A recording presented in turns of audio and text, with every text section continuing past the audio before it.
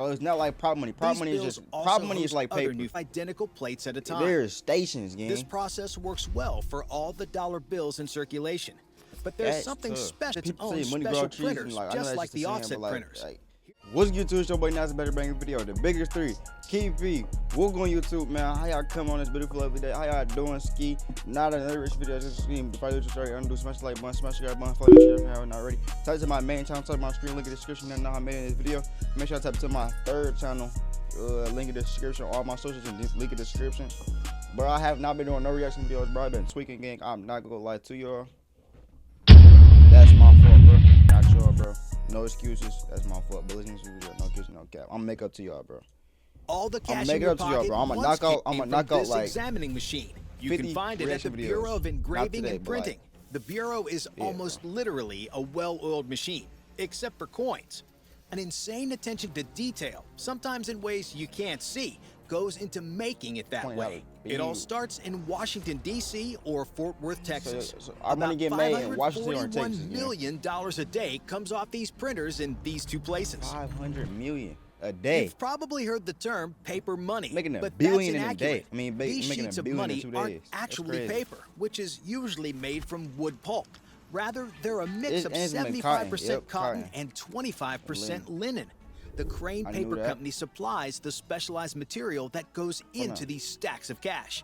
In fact, this company has a monopoly on materials you're looking our money at get made from because here, it's been in this business since the beginning of the Federal Reserve note system. It's illegal for anyone else to possess. As you might imagine, so you cannot get the materials to make this kind of money, security you can't do features. it. It's illegal. You won't see them in any of these bills coming off the assembly line, but there are red and blue security fibers embedded in the material and distributed randomly. So it's not like prop money. Prop money is just prop money is like paper. New features. Where it is Although paper. they're not included on any like if you was to put notes, there are subtle background colors. You go feel Larger denomination notes will have a portrait watermark that you can see when you hold it up to a light. Get the words, just like this. About the material. There's also ink that actually shifts color when bills are tilted. There's something else too. I don't know why, in but all that's but $1 bills, there's an enhanced security thread that describes the denomination when you hold it up to a light, like you're seeing now. These threads are special. They're transparent and glow when you put them under ultraviolet light. Your eyes can't see ultraviolet light unassisted, but here's what the thread looks like in case you were curious. Different denominations will glow in different colors. Every bill in these stacks of money is an enhanced security document, but like most complex pieces of manufacturing, they didn't get that way without careful planning. As you can see here, the designs on the currency are first drawn out by hand. Once these hand-drawn designs are finalized, steel plates will be created for the Bureau's printing presses. And that's a whole task in itself. So how much do they get paid for making money, though? I dare you to let me build how much do they get paid for making money? Free. I'm very curious. I'm not gonna lie to y'all. I'm very curious. I'm very curious about that. Look, and you'll see that these steel engravings are also created by hand through the use of a pen called a pantograph. A script engraver carves the final design into the steel plates, which are replicated into this printing template called a master die. The process can take 8 days from beginning to end. But these plates aren't ordinary steel. To withstand the extreme pressures you'll soon be seeing, they are chrome-plated. That's why they look so shiny. Fortunately, once one of these plates is created, the individually engraved elements like the portrait in the center of the bill and the text on it are combined like a jigsaw puzzle with the use of a transfer press. This is a process called siderography. They really put detail into these bills, transferred from siderography like it's not just used by plate makers to create hundreds of identical plates at a time. There's stations, gang. This process works well for all the dollar bills in circulation. But there's something special about old Benjamin Franklin, and that leads to an interesting question. You might have felt that distinctive blue ribbon on the last $100 bill you held. It's different from the other money in your wallet, right? Yeah. That's because modern $100 bills use that 3D ribbon to provide some extra protection against counterfeiters. Every bill has other enhanced security features that begin with their precision plates. Those features are possible through a process called microprinting. Have you ever noticed the small but distinctive lines and dots on the money you hold? Take a bill and look for them. Not gonna lie. You'll find them here. I don't look into here, detail in my and bills, bro. I also here. just spin it. And But save you it, just know? won't find the microscopic text cleverly placed within them on certain parts of the bill. For example, here's They really a $100 detailed with that. bill. Notice Ben Franklin's collar? The phrase, "the United States of America," is found there. The phrase USA is at the bottom of the portrait in similarly sized letters. Microprinting is That's tough. very hard to duplicate, so if people who know what they're looking for find illegible letters, they found a counterfeit. There's also something called offset printing. This is a process that occurs in denominations of $2 and up, and it's sort of like a Like painting they got process. real different stations for These you to rollers like. are coated with special magnetic it. ink. They But they got machines, simultaneously though, so, print like- a multicolored collage on both sides of the bill at once. $1 bills skip this process, which is why they feel a little different than the others you're carrying around once you start paying attention. This ink has a journey of I'm its gonna own. start paying attention It again. I'm gonna starts lock in here on my bills. on the so engraving every plate, bill I and get, then you gonna goes see me to look at it soft like, rubber blankets. that's From right. there, it's fuck put it. onto the money. I These just, man, machines are a get a bill lot and put bigger it in than my they pocket, appear on man. your screen. They're 50 feet long and weigh a whopping 70 tons. But size and weight don't mean they aren't fast. Look at these stacks of money, and you can guess at how quickly they can churn out money. Bro. 10,000 sheets per hour can come off these presses. But the people 10,000 behind these sheets? machines don't leave anything to chance. Here, they're inspecting bills. After every 500 prints, they'll pull a sheet out and look at them up close to see if everything is being done correctly. There's another type of printing that leaves its mark on your money. This It's is called crazy. intaglio printing. Because $1 bills don't go through offset printing, they go through intaglio printing right away. For every other bill, intaglio printing is the second step after offset printing. Intaglio printing is the phase when all the obvious features on a bill, the portrait, numerals, words, and so on, get put Numbers? on a blank note. This process begins with those steel and chrome plates you saw earlier. Special ink is added, which fits into the engravings. Runoff ink is wiped away. From there, enormous pressure gets applied to put the ink onto the That's bill. crazy, bro. The ink is dried with a slightly raised texture, Like, it's which really is another different, anti-counterfeiting like, steps measure to making the since money. it's It really ain't- hard it's to not copy. just print. Like, And you don't just in just case print you money. were wondering, When you think the of, like, intaglio money, process like, has its people own say money grow special off trees, and, printers, like, I know just that's like the the saying, offset but, like, printers. Here they you are think in money action, grow off and trees? they're Like, not just about trees, as like, fast, you think money churning just out paper. 10,000 sheets an hour like this. Yeah. This But one here's is like a what makes them manufacturer. unique. Like, The this intaglio is really printers steps apply to how to enormous make pressure money to from the it. notes, Like, that's which true. is why the plates need to be made so durable. But they can't apply more than one color at a time to their sheets, unlike offset printers, and this particular ink will take 3 days to dry. When you feel the unique texture of a bill, that's the result of intaglio printing. Everything on a dollar bill has been standardized to literally microscopic detail, except one thing. Did you ever wonder how each bill gets its serial number? not gonna lie. Outdated Like IT that. systems and But how do they get their serious serial numbers medical though? Like, concern. y'all know how bills be having serial numbers, like all them letters and numbers, and you know.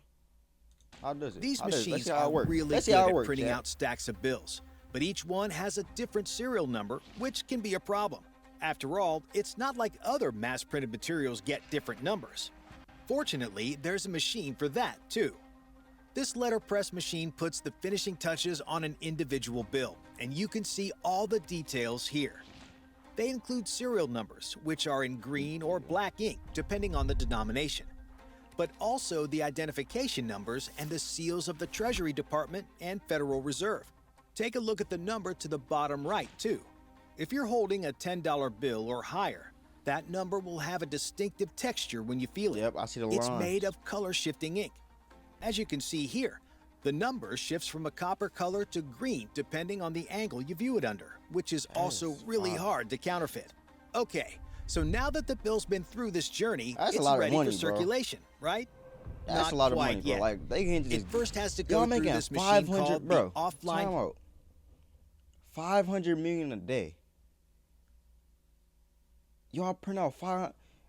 I ain't gonna lie, bro. Don't let me work here, bro. Currency I ain't a inspection thief, but system. don't It's let a me work here, bro. combination 'cause, of like, cameras and specialized I'ma software. just think of like Two it's and a just half like sheets per too second much pass under money, the bro. gauntlet of these cameras. Like, They just let me look at sleep both out like sides of the 10K, bill man. at once for an Just 10K. efficient layout. The cameras can pick up errors with incredible precision. If something gets flagged, one of these employees will closely look over the money. The offending notes will then be discarded, but not the entire sheet. They'll save any good notes.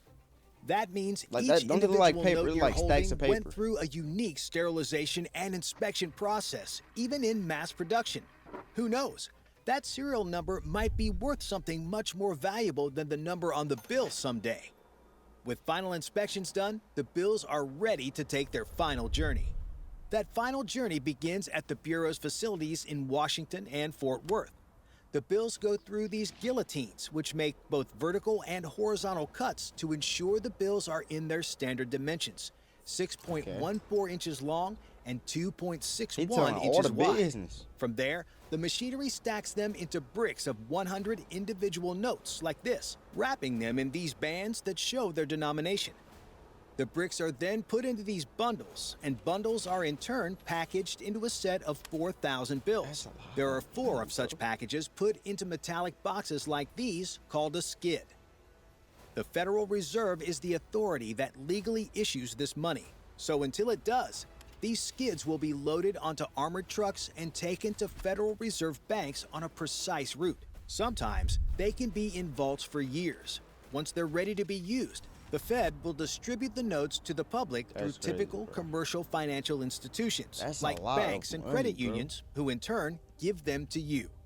If these notes are found not to be genuine, usually by a bank teller or a cashier, they'll be sent to the U.S. Secret Service, which is responsible for protecting the integrity of the nation's money just as much as it is the life of the president. It sounds like a long journey, but it's an efficient system, costing between 2.8 to 8.6 cents per bill, depending on the denomination. But when it comes to coins, efficiency is not the word to use.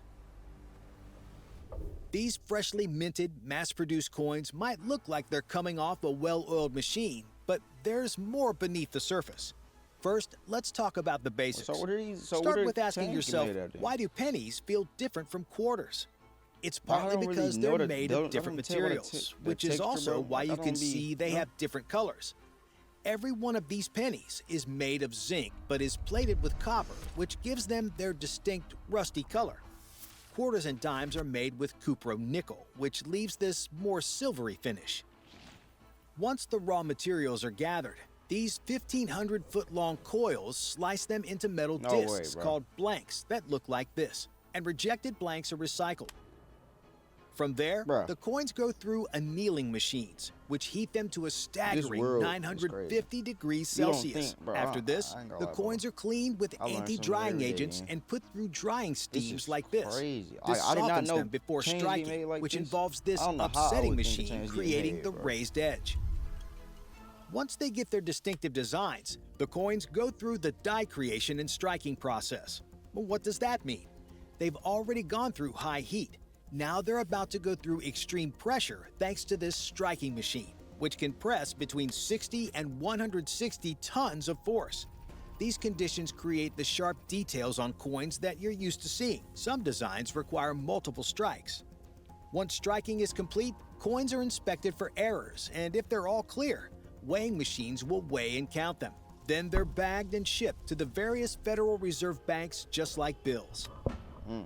But the ancient art of coin making has become controversial in recent years as money becomes increasingly electronic.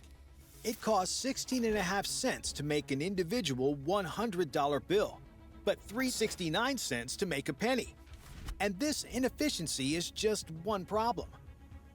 A 2017 FOIA request revealed that the U.S. Mint, which produces the coins, suffered accounting errors such as scale misconfigurations and misplaced decimal points. The Mint has its share of environmental and safety issues too.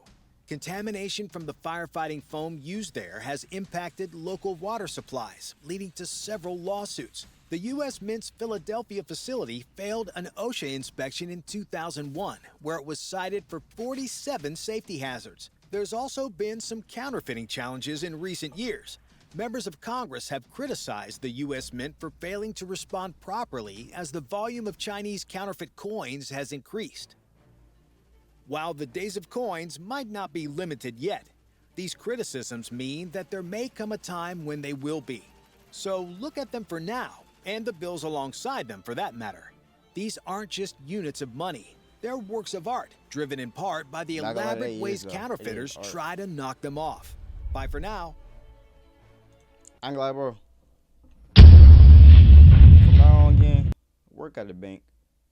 They got a lot of money.